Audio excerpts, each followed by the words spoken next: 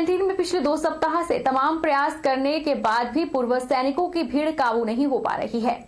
रोजाना सैकड़ों लोगों की भीड़ उमड़ने पर हर किसी को सोचने पर मजबूर कर दिया है कि ताउम्र फौज में रहने के बाद भी अनुशासन का पाठ पढ़ने वाले खुद ही अनुशासन गिरा रहे हैं। यहां तक कि प्रबंधन के बार बार आग्रह करने के बाद भी 150 मीटर की लाइन में सैकड़ों पूर्व सैनिक बिना सोशल डिस्टेंस के इकट्ठा हो रहे हैं, जिससे कोरोना महामारी फैलने का अंदेशा बना हुआ है। मंगलवार को 3 दिनों की छुट्टी के बाद खुली आज आर्मी कैंटीन में सुबह 5 बजे से ही कार्ड होल्डरों की भीड़ उमड़ना शुरू हो गई थी। सुबह उठते ही पूर्व सैनिकों ने कैंटीन के बाहर डेरा जमा लिया था। जैसे ही 9 बजे कैंटीन के दरवाजे खुले और टोकन देने के लिए कर्मचारी आए तो भीड़ अनियंत्रित हो गई। कैंटीन प्रबंधन को व्यवस्था सुधारने के लिए पुलिस बुलानी पड़ी। प्रबंधक कैप्टन जगत राम ठाकुर बार बार आग्रह करते रहे कि अगर पूर्व सैनिक और अन्य कार्ड होल्डर अनुशासन में रहेंगे तो आज अतिरिक्त समय लगाकर 150 के बजाय 250 कार्ड होल्डर को सामान दिया जाएगा। बावजूद इसके पूर्व सैनिक मानने को तैयार ही नहीं हुए।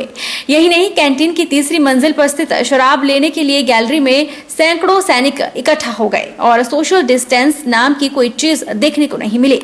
उधर कैंटीन प्रबंधक कैप्टन जगत राम ठाकुर ने कहा कि अगर कार्ड होल्डर सोशल डिस्टेंस का पालन नहीं करेंगे तो मजबूरन उन्हें कैंटीन ही बंद करनी पड़ेगी। जनाब, आज यहाँ कैंटीन में सामान आया हुआ है दोबारा, लेकिन जो लोग यहाँ पे अव्यवस्थित ढंग से खड़े हुए हैं, अगर इसी अव्यवस्था में रहे तो हम लोग कैंटीन हमें मजबूरन बंद करना पड़ेगी। हम कम से कम भी 250 आदमी को सामान देंगे, अपना टोकन लें और टोकन लेने के पश्चात आप अपने साइड में चले जाएं और जब नंबर आता जाए और अपना सामान लेते जाएं। हम पूरी मदद करेंगे कि सबको सामान मिल सके। करसोग के स्थानीय बाजार में जिस तरह कुछ दफ्तरों और विभिन्न बैंकों के बाहर भीड़ का हुजूम लगा हुआ है, उससे देखकर ऐसा लग रहा है कि कोरोना कभी भी अपना जलवा दिखा सकता है। बता दें कि मंगलवार को बिजली के बिल की अंतिम तारीख होने के चलते बिल जमा करवाने के लिए उपभोक्ताओं की काफी भीड़ करसोग पहुंची। हालात यह है कि करसोग बाजार में भी कई स्थानों पर भीड़ लगी हुई है। हालांकि करसोग प्रशासन और करसोग पुलिस हर रोज दुहाई देती हुई लोगों से आग्रह कर रही है कि मास्क का प्रयोग करें और सोशल डिस्टेंसिंग बनाए रखें, लेकिन कुछ लोग ऐसे हैं कि वे इस बात को अमल में नहीं ला रहे, जबकि यह सारी सतर्कता आम लोगों को कोरोना वायरस से बचाने के लिए ही है। कुछ बैंकों के बाहर कतारें भूलकर कई लोग सोशल डिस्टेंसिंग को सूली पर चढ़ाते हुए बस अपना काम करवाने की होड़ में लगे रहे, जबकि कोरोना कब अज्ञात दुश्मन के रूप में किसी को अपना शिकार बना लेगा, इसकी चिंता किसी के चेहरे पर नजर नहीं आई। वहीं एसडीएम करसोग सुरेंद्र ठाकुर ने कहा कि मामला ध्यान में आते ही कड़े दिशा निर्देश जारी कर दिए गए हैं। बिजली विभाग के बिल एरिया वाइज जमा हो, ऐसी व्यवस्था लाने को कहा गया है। आज करसोग बाजार में इलेक्ट्रिसिटी के बिलिंग ऑफिस और विभिन्न बैंकों के सामने काफ़ी भीड़ एकत्र होने का एक शिकायत मिली है और पता चला है कि वहाँ पर सोशल डिस्टेंस जो नॉर्म है उसका पालन नहीं किया जा रहा है। तो कोविड के खतरे के लेकर एक्शन जो इलेक्ट्रिसिटी बोर्ड है उनको आदेश दिए गए हैं कि एरिया वाइज डेट फिक्स की जाए ताकि वहाँ पर भीड़ इकट्ठी ना हो, और सभी बैंक और दूसरे इंस्टीट्यूशन और ऑफिसेज को भी निर्देश दिए गए हैं कि कहीं भी ऐसी भीड़ एकत्र नहीं होनी चाहिए। सोशल डिस्टेंसिंग नॉर्म का पालन किया जाना चाहिए। यदि नहीं होता है तो पुलिस की गश्त के दौरान यदि कहीं भी पाया जाता है तो उस इंस्टीट्यूशन के विरुद्ध भी कार्रवाई अमल में लाई जाएगी। हिमाचल प्रदेश के जिला बिलासपुर में भी शर्तों के आधार पर हेयर ड्रेसर और ब्यूटी पार्लर की दुकानें खोलने का सिलसिला शुरू हो गया है। आज दुकानदारों ने जहां पर अपनी अपनी दुकानों की साफ सफाई की, वहीं दुकानों को सैनिटाइज भी किया। ब्यूटी पार्लर और हेयर ड्रेसर की दुकान चलाने वाले दुकानदारों का कहना है कि प्रशासन के निर्देशानुसार जो भी शर्तें बताई गई है वह उनका पालन करेंगे। जहां पर दुकान को पूरी तरह से सैनिटाइज किया जा रहा है, वहीं पर साफ सफाई का पूरा ध्यान रखा जाएगा और सोशल डिस्टेंसिंग का भी पालन किया जाएगा। उनका कहना है कि प्रशासन के दिशा निर्देशों से जो भी ग्राहक आएगा उसका पता, उसका मोबाइल नंबर भी नोट किया जाएगा। आज दुकानदारों के चेहरे पर खुशी साफ नजर आ रही थी, क्योंकि लॉकडाउन के कारण इनका पूरा कारोबार ठप हो चुका था। 2-2.5 महीने बाद अब ये पार्लर्स ओपन करने का आदेश मिला है, तो हम वैसे तो खुश हैं, लेकिन हमें को क्लाइंट्स की प्रायोरिटी सबसे पहले है। हम सेफ्टी को देखते हुए भी आगे चलेंगे। जिला प्रशासन से जो आदेश मिले हैं वो भी हम पूरा फॉलो करेंगे।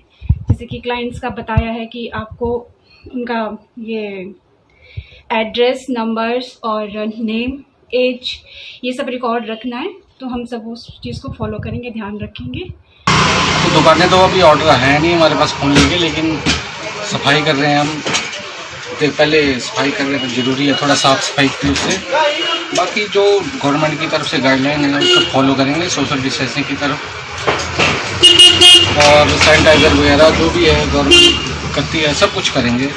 लेकिन एक बार ऑर्डर आ जाए, खुल जाए थोड़ी। नूरपुर के सुलियाली में बाहरी राज्य से आए व्यक्ति ने टेंट में रहने की पहल करके गांव और नूरपुर क्षेत्र में कोरोना महामारी से बचने का संदेश दिया है। सुलियाली निवासी रामपाल महाराष्ट्र मुंबई थाना क्षेत्र में कुरियर ऑफिस में काम करता है। कोरोना वायरस लॉकडाउन के चलते जब कर्फ्यू लगा तो वह वहीं अपने साथियों के साथ फंस गया था। रामपाल और उसके साथियों ने घर आने की सोची और अपनी कंपनी के एक ट्रक में बैठकर आने का फैसला किया। 3-3 हजार रुपया किराया देकर पठानकोट पहुंचे। 11 मई को मुंबई से चले, 15 तारीख को पंजाब पठानकोट पहुंचे और वहां से पैदल हिमाचल कंडवाल आए तो वहां उन्हें प्रशासन ने पूछताछ के बाद सभी को क्वारंटाइन केंद्र में क्वारंटाइन कर लिया। यहां सबका कोरोना टेस्ट किया गया जिसमें सभी नेगेटिव पाए गए। 4-5 दिन बाद प्रशासन ने कुछ नियमों और आदेशों पर इन्हें घर में क्वारंटाइन रहने को कहकर भेज दिया। रामपाल ने घर आकर घर से दूर टेंट लगाकर रहने का फैसला किया और 19 मई से घर में आकर टेंट में ही रहकर परिवार और समाज से दूरी बनाकर रखी थी। कंडवाल स्कूल में मुझे 5 दिन के लिए क्वारंटीन में रखा गया। वहाँ हमारा 29 बंदों का टेस्ट हुआ और सभी के टेस्ट नेगेटिव आए। नेगेटिव होने के को बोला, नेगेटिव रहने को बोला और मैं अभी घर से दूर टेंट लगा के रह रहा हूँ। सोमवार को मंडीजरा के बल के रत्ती की कोरोना पॉजिटिव महिला की मौत हो गई थी, जिसका अंतिम संस्कार आज किया गया। महिला का अंतिम संस्कार बल के कंसा की सुकेती खड्ड में किया गया। अंतिम संस्कार के दौरान महिला का पति और बेटा मौजूद रहा। बेटे ने महिला को मुखाग्नि दी। बता दें कि कोरोना पॉजिटिव महिला टीबी की भी मरीज थी। आपके चैनल के माध्यम से मैं बताना चाहूँगा कि जो हमारे रत्ती वार्ड की 65 इयर्स की महिला थी, उनका कल शाम को निधन हो गया। वो पहले ही वेंटिलेटर पे थे और किडनी के पेशेंट भी थे। तो क्योंकि उनका निधन शाम को के टाइम हुआ था और इतना टाइम नहीं था कि हम उनको कल मुखाग्नि दे सकते, तो उनके परिवार के लोगों से, उनके बेटे से डिस्कस किया गया और ये डिसाइड किया गया कि उनको जो अंतिम संस्कार है वो आज किया जाएगा। तो आज हमने अंतिम संस्कार जो किया है, इनके बेटे प्रेजेंट थे, उन्होंने मुखाग्नि दी। इनके पति भी इसमें प्रेजेंट थे। चंबा जिला के उपमंडल सलूणी की ग्राम पंचायत भलई के गांव लमड़ी में मंगलवार तड़के एक मकान में भयंकर आग लग गई। अग्निकांड में 17 साल की लड़की झुलस गई। कुछ देर में ही 2 मंजिला मकान जलकर राख हो गया। घर जलने की सूरत में अब प्रभावित महिला और उसके 2 बेटों का परिवार पड़ोसियों के घर में रात गुजारने को मजबूर हो गया है। मंगलवार तड़के करीब 2:45 बजे लमड़ी गांव में कमला देवी पत्नी स्वर्गीय चतर सिंह के 2 मंजिला मकान में अचानक आग लग गई। 2 मंजिला घर की एक मंजिल में कमला देवी अपने बेटे राजकुमार के साथ रहती है, जबकि दूसरी मंजिल में महिला का दूसरा बेटा विपिन कुमार परिवार के साथ रहता है। आग लगने का पता घर में सो रहे सभी लोगों को समय लगा, जब रसोई में रखा एक सिलेंडर आग की चपेट में आने से फट गया। घर के सदस्यों सहित ग्रामीण आग पर काबू पाने में जुट गए। वहीं दमकल चौकी बनी खेत को भी घटना की जानकारी दी गई।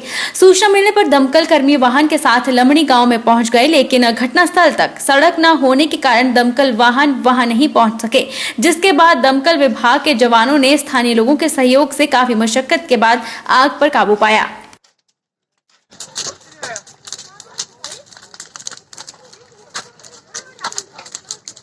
रुकेंगे एक छोटे से ब्रेक के लिए। ब्रेक के इस बार फौरन लौटेंगे, आप बने रहिए हमारे साथ।